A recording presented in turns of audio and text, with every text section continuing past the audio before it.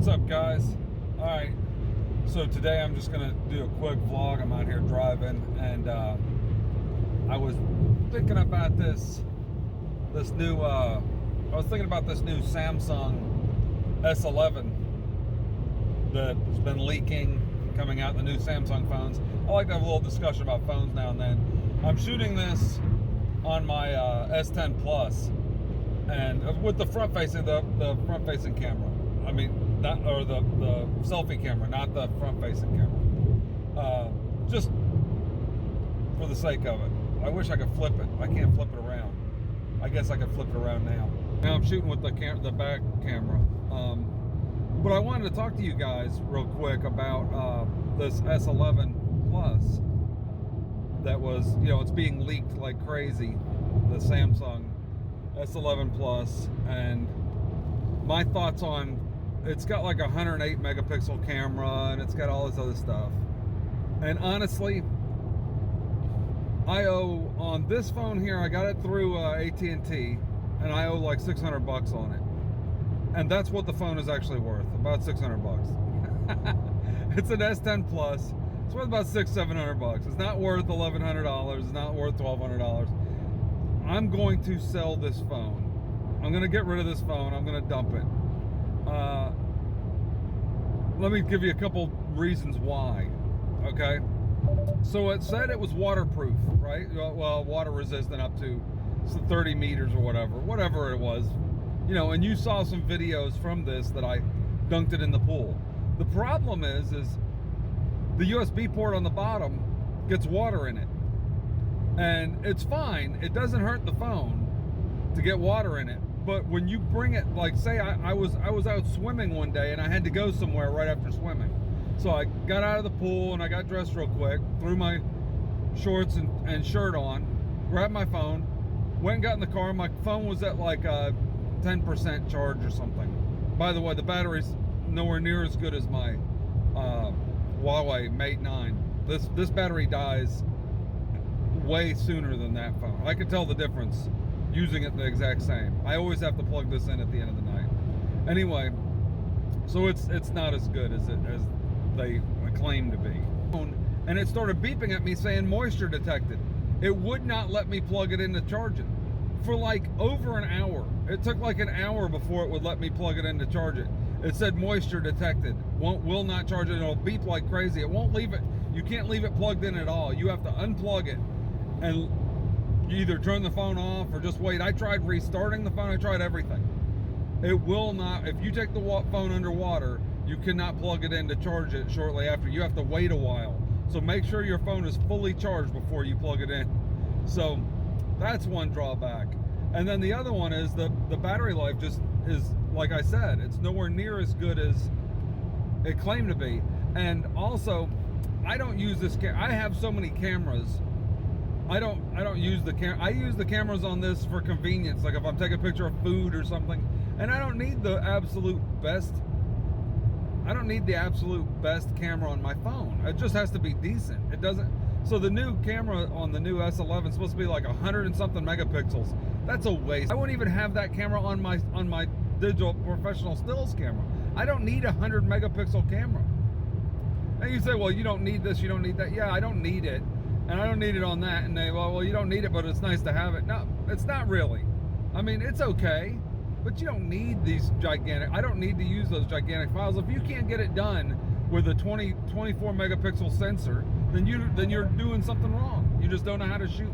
You need to learn how to shoot before you go getting the biggest sensor possible in your thing. And a 100 megapixel sensor, they say, well, the sensor's the largest one in a cell phone. Yeah, in a cell phone. I wouldn't want a regular DSLR or mirrorless DSLR with a 100 megapixel sensor if it's a full frame size sensor, because then the microns are smaller per size. And that size on a cell phone, those things got to be tiny. They got to be even capture less light. I would rather have the same size sensor, but have it be 12 megapixels, and then you'll get more light. You capture more light. And that's a proven fact. That's what the Sony did with the A7 III or whatever it was, the one that could capture basically in complete darkness it captured perfect, but it was like a 12 megapixel sensor and a full frame camera. It was smaller than the other cameras that were out. The megapixels were smaller because it had larger eyeballs. The eyeballs were bigger, so it captures more light. 100 megapixel sensor in a cell phone is just ridiculous. There's no reason for that. There's no reason for any of it, but the benefits it's just a talking point to try. Oh, I got a 100 megapixel sensor. I don't care. So what I'm going to do is I'm selling this phone and I'm buying outright the Asus ROG2 phone. Now, if you haven't seen it, look it up. I'm not a big gamer, right? Just because I'm not. I don't game on my phone, right? I just don't. I would like to, if I have some time, it'd be nice. If I'm away, if I'm out on a trip, it'd be nice to game on the phone. And I'm probably gonna grab some games. I got a trip coming up for Christmas. I'm going up to see my mom and stuff and hang out at the hotel. I'll probably grab some games on my phone and play some Call of Duty or something on my phone. But other than that, I don't hardly ever game on my phone. I watch YouTube videos, I watch videos and stuff. So the phone has front-facing speakers. It's a gaming phone, but that just means it's super powerful. And it has a 6,000 milliamp hour battery that on normal use, I've watched a bunch of videos on this. On normal use, taking photos, just using it for business use, like I would use it for watching YouTube videos, content consumption, stuff like that. Not gaming, just regular content consumption. It lasts 2 full days.